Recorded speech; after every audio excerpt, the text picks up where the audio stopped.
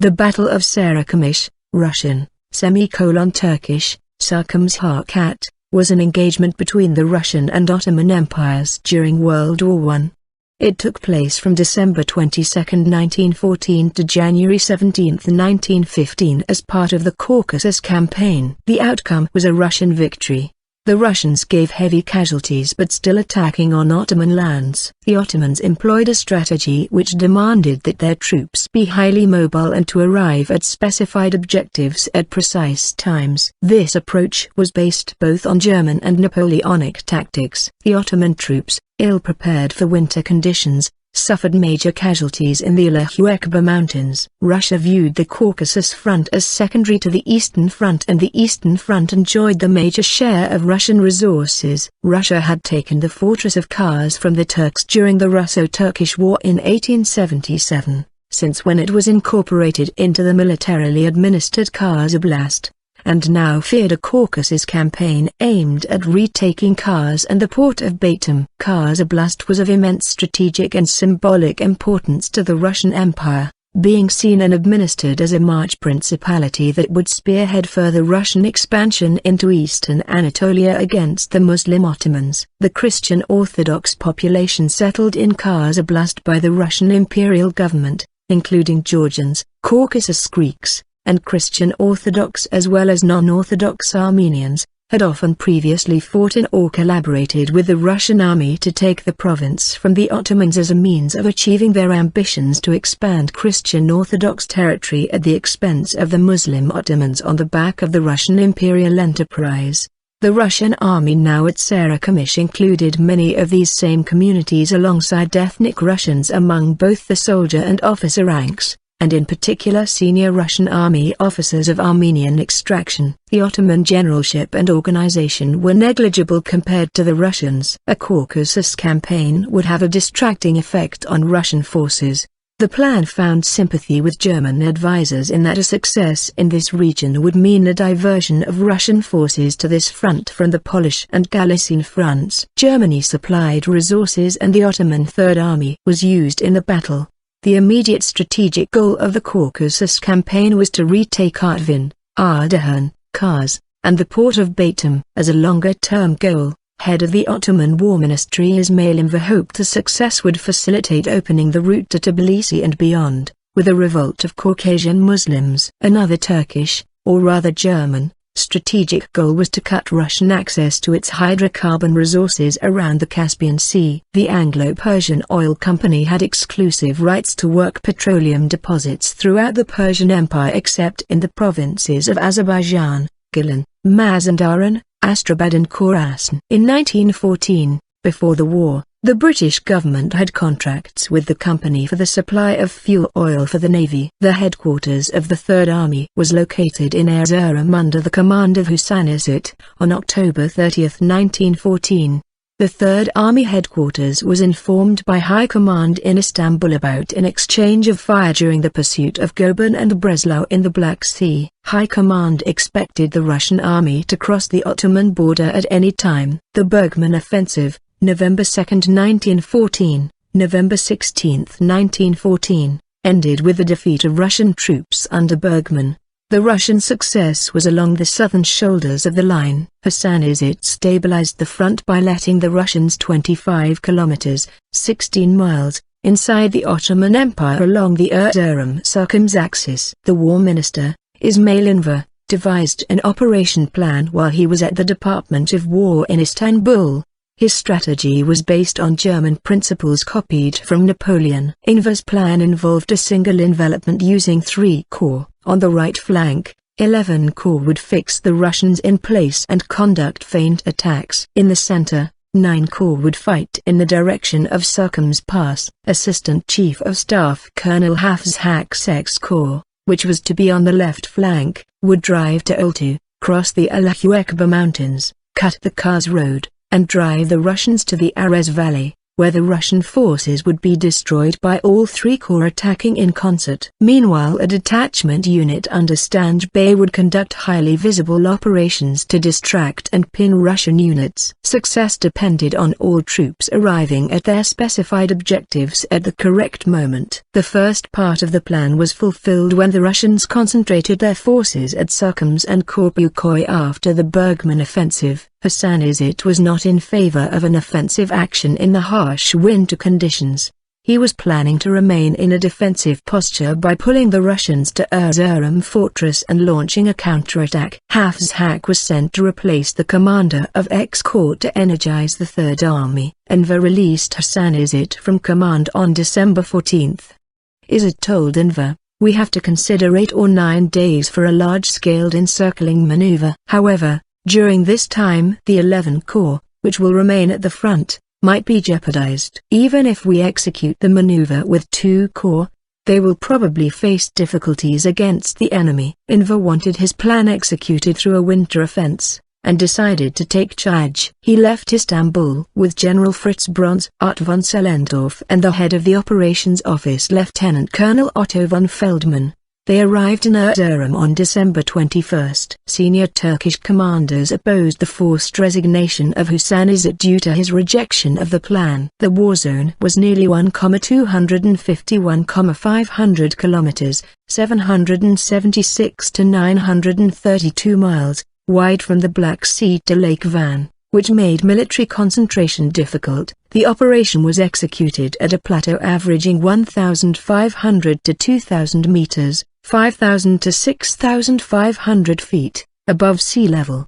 The main difficulty with the region was the roads, with the transportation infrastructure on the Ottoman side far from adequate. Russia's main advantage was the Kars-Cumri-Ekulkalaki railway line and a terminal at Sarıkamış. The railway was 24 kilometers, 15 miles, from the border. The only way for an army to get through the Caucasian heights was the high mountain passes in which lay the cities Kars and Sarıkamış. Beyond, the upper valleys of the Aras River and Euphrates extended westward. Everywhere else the roads were mere tracks which were impenetrable to artillery. The forces were concentrated about 80 kilometers, 50 miles, on each side of the border at the fortresses of Kars on the Russian side and Erzurum on the Ottoman side. The Third Army, under the command of Enver, was composed of the 9, 10 and 11 Corps. Third Army's headquarters and the 9 Corps were located in Erzurum. The X Corps was stationed in Sivas, and the 11 Corps was in Elazığ, Mamurachilazes. A detachment unit under the command of the German Lieutenant Colonel Stange was established from the 3rd Infantry Division, originally stationed in Thrace, to reinforce the offense and pin down the Russians. This detachment unit, known as Stange Bey, consisted of 2 battalions of the 8th Infantry Regiment and 2 artillery batteries. The fighting power of 83,000 regular troops, reserves, and personnel from the Erzurum fortress totaled 118,000. The total manpower including transportation units, depot regiments, and military police was 150,000. There were 73 machine guns and 218 artillery pieces. Ottoman forces were inadequately prepared for the campaign. 2 divisions of the 9 Corps began a long trek with no winter clothing and only dried bread and olives for rations. The Russian Caucasus Army was a well-equipped 100,000 troops. However, the Russians redeployed almost half of the Caucasus Army to the Prussian front due to the defeats at the Battle of Tannenberg, August 23 to September 2, 1914, and the Masurian Lakes, September 9–14, 1914, leaving behind 65,000 troops. To remedy these troop movements, Count Ilarion Ivanovich Vorontsov-Dashkov consulted with the mayor of Tbilisi Alexander Katazin, the primate of Tbilisi Bishop Mesrop, and the prominent civic leader Dr. Hakubzarov about the creation of Armenian volunteer detachments. The Russian Armenian reservists had already been drafted into the regular armed forces and sent to the European theater. The volunteer units consisted of Armenians, who were not citizens of the empire or obligated to serve. However, many other, non-Russian communities were also represented in the Russian Caucasus Army as volunteers, conscripts, and regular soldiers and officers. These particularly included men who belonged to Christian Orthodox communities settled in the surrounding Kars Oblast since 1878, such as Georgians and Caucasus Greeks, who generally saw service in the Russian Imperial Army as a means of achieving their own communities' ambitions to recapture Greek Orthodox territory from the Muslim Ottomans on the back of the Russian imperial enterprise. Originally, there were 4 volunteer battalions created along the Kars Oblast, the 3rd Battalion commanded by Hamazasp, Shvanshin, and 4th Battalion by Keri, Arshak Gavafian, operated on the front facing Erzurum between Sarıkamış and Oltu. The commander-in-chief of the Caucasian Military District, Caucasian Army, was Ilarion Ivanovich Vorontsov-Dashkov. Effective command was in the hands of Infantry General Alexander Zakharovich Mishlevsky, who was originally a military historian graduated from the Imperial General Staff Academy. General Nikolai Udinish was his chief of staff. Hafez Haki was at the left flank. His order was to move the 9 and X Corps to Sarıkamış and Kars. He contemplated a 2-step plan, a sudden initial attack and a second step with both corps proceeding at full speed towards Oltu. He expected the assault at Naman to be concluded by the afternoon of December 22. Then the corps would march 30 kilometers a day and arrive in the Kars-Sarıkamış line by December 25. 2 divisions of the Stange Regiment had been sent by sea from Constantinople to Trabzon. On early December 22, Hafez Hak ordered his troops to move forward. They engaged in a brief skirmish against a Russian brigade commanded by General Istomin near Kailbogaz, west of Oltu. The skirmishes at Kailbogaz ended the next day with the Ottomans capturing 4 artillery guns, 4 machine guns, and 1,000 Russian troops. On December 23, Istomin abandoned his position and moved towards Ardahan. Hafez Hak sent 2 divisions to pursue Istomin. At the extreme left wing, the Stange Regiment, which had landed at Trabzon, was to move up the Soru Valley towards Ardahan and through a pass at 2,438 meters, 7,999 feet, altitude. On December 23, the 92nd Regiment of the 31st Division, believing the unit in front of them to be Russians, opened fire on the flank of the 32nd Division. The ensuing 4-hour fight in the fog killed 2,000 Turkish soldiers. On December 24, Hafez Hak was well beyond Oltu after having marched 75 kilometers, 47 miles, in just over 3 days. However, they were not at the Kars-Sarıkamış line as planned. On December 25, Ottoman troops had been marching for 14 hours under heavy snow. The soldiers were exhausted and hungry. The fear of frostbite and Russian machine guns was slowly being replaced by absolute indifference. In the early hours of December 26, at the 18th hour of the march, the 91st Regiment of X Corps came under enemy fire. The Russians left the scene after nearly 2 hours of fighting. The regiment resumed its march, and soon a snowstorm began. Under these conditions the 91st Regiment managed to reach Koza from Penek, a distance of just 8 kilometers, in 21 hours. Other units reached their destinations at a similar rate. While Enver was ordering a night attack, elements of the X Corps were spending the night in the villages of Koza, Arsenik, and Patsik, which were 40, 35 and 30 kilometers from Sarıkamış respectively. The Allahüekber mountains were still to be crossed. Thousands of Turkish soldiers died of hypothermia in the snow. The X Corps suffered a delay of 24 hours in the Barduz Pass, and 4th Battalion of the Armenian Volunteers lost 600 troops in a battle there. When Commander Malishevsky arrived at Army headquarters in the Russian front lines, he gave the order for a general retreat. The process of withdrawing was to start on December 25 and 26. The Russians evacuated Sarıkamış, leaving 2 cavalry squadrons and 1,000 railwaymen to defend it. Not all Russian commanders were in a state of panic. The Russian army headquarters maintained a solid grip on the situation, with the effective command and control never lost. General Udinish, taking command of the 2 Turkestan Corps, decided to put up resistance. On December 28, the Russians held by the 11 Corps at Harasan. The 9 Corps were at Sarıkamış. The X-Corps were threatening to pierce the Russian front along the Kars Railway to the east. The Stange Regiment was descending upon Ardahan 60 miles to the northeast. Enver's operational plan was looking successful on paper. However, the Ottoman forces were worn out, half-starved, and short of guns and ammunition. They had no hope of reaching their objective on time. Enver thought that the Russians were retreating to Kars. It was actually an encircling movement. On December 29, the assault took place. The 9 and 11 Corps, totaling 12,000 men, began to attack Sarıkamış. During bayonet fighting, only 300 men succeeded in breaking into the city.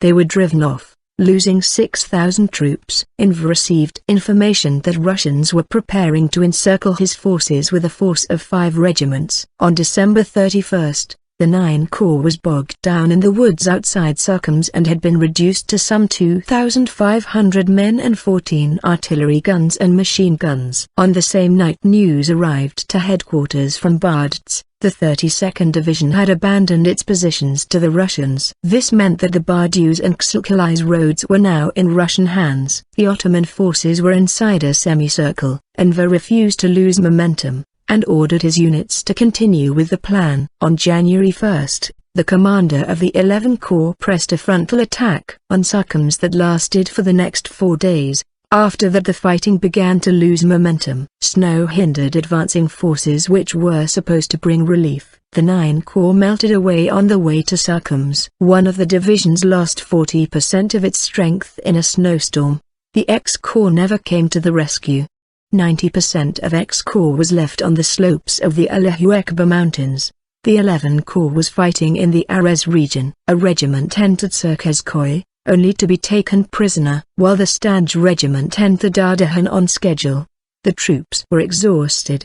The Russians were poised to encircle the remaining forces. On January 2, Russian artillery fire caused severe casualties. Enver received 2 reports. One was from the Chief of Staff of the 9 Corps, Lieutenant Colonel Serif, and the other from Colonel Hafsak. Both reports said that they were too weak to launch another attack. Enver responded to the units: "The offensive is to go on at full strength." Later Enver focused on securing routes for the retreat instead of insisting on new attacks to take Sarıkamış. He combined the 2 corps and renamed it the Left Wing Army. He promoted Colonel Hafsak to Brigadier General and gave him command of the Left Wing Army. On January 3, I Corps dubious, discuss, were driven out to the Caucasus Valley, in which direction the remnants of the X-Corps were also retreating. Hafsak was hoping for reinforcements. He did not order his units to retreat as he believed it could be still possible to take Sarıkamış. Meanwhile, around 40 kilometers south,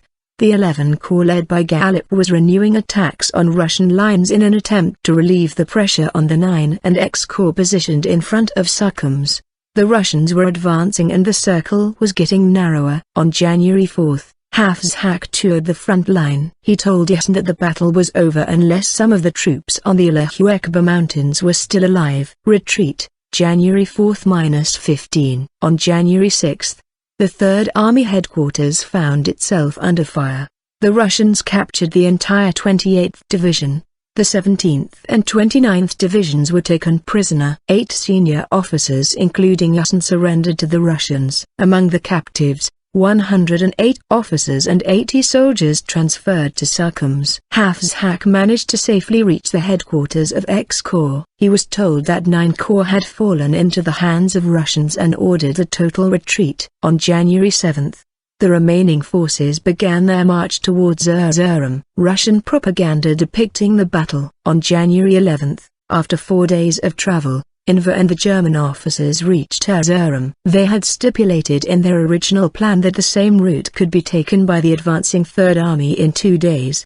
The transports dispatched from Constantinople which attempted to land troops and provisions at Trabzon were sunk by a Russian Black Sea squadron and warships. The escorts SMS Goban and TCG Hamidiye were chased back to the Bosporus. On January 17, the remnants of the Ottoman forces in the woods outside Sarıkamış were collected, which signaled the end of fighting on this front.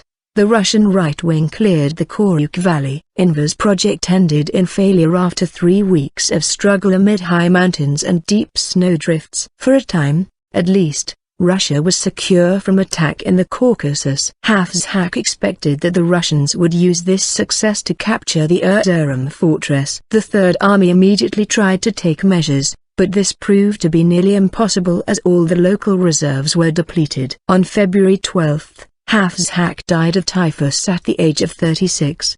17. Otto Liman von Sanders, who had been asked before, rejected the position again. Mehmet Kamil took the command of the army. War Minister Enver never commanded troops in battle again. Casualties. The Ottoman Third Army started with 118,000 fighting men. It was reduced to 42,000 effective soldiers in January 1915. There are conflicting figures for Ottoman casualties. Sources do not agree on what should be included in the final sum. The Turkish official history states 32,000 killed, 15,000 died of sickness, 7,000 prisoners, 10,000 wounded, for some 50,000 total casualties. The casualties of the conflict escalated beyond the end of the active warfare period as the most immediate problem confronting the Third Army became the typhus epidemic. TAF presents a figure of 60,000 casualties throughout the period of the operation. Russians took 7,000 POWs including 200 officers. These prisoners were kept under confinement for the next 3 years in the small town of Varnavino east of Moscow on the Vetluga River. After the final days of the Tsarist Empire, these soldiers had a chance to return to the ailing Ottoman Empire. Russian losses were 16,000 killed in action and 12,000 died of sickness, mostly due to frostbite. TAF sources report around 30,000 fatalities without giving details on the breakdown of this number. Enver was the strategist of the operation. Hasan Izit was the tactician who implemented the plan and remedied the shortcomings. The failure was blamed on Enver. Beyond his faulty estimate on how the enveloped Russians would react, his failure was on not keeping adequate operational reserves. He did not have enough field services to alleviate the hardships faced by the soldiers.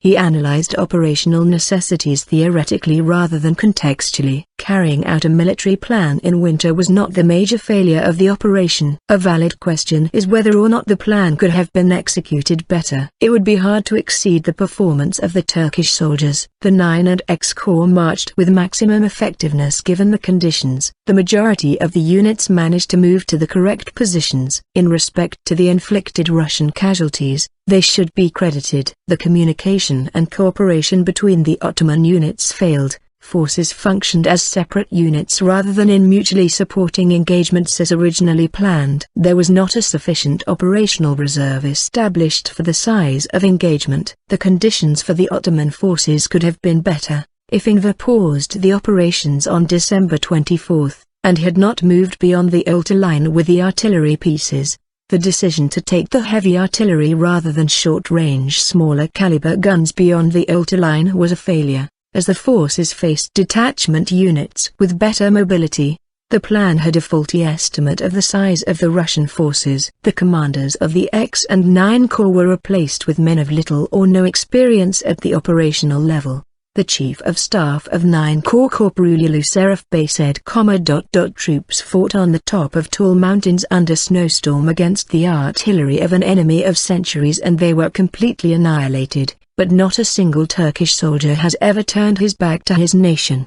In Sarıkamış, there was no panic. During the battle, light infantry was used by both sides. The detachment of Armenian volunteer units on the Russian side, and the detachment I Corps unit under the control of Stange, provided a skirmishing screen ahead of the main body of infantry, harassing and delaying of the enemy advance or preventing them escaping. The Armenian detachment units were credited in no small measure for the success of the Russian forces, as they were natives of the region, adjusted to the climatic conditions, familiar with every road and mountain path, and were fierce and resolute in combat. The Armenian units were small, mobile, and well adapted to the semi-guerrilla warfare. They did good work as scouts and took part in many severe engagements. Armenian detachment battalions challenged the Ottoman operations during critical times. The delay enabled the Russian Caucasus army to concentrate sufficient force around Sarıkamış. Armenians. The relationship between the Armenians and the Ottoman Empire had already started to deteriorate after numerous massacres in Eastern Anatolia during the 1890s. During July 1914 there were negotiations between the Committee of Union and Progress,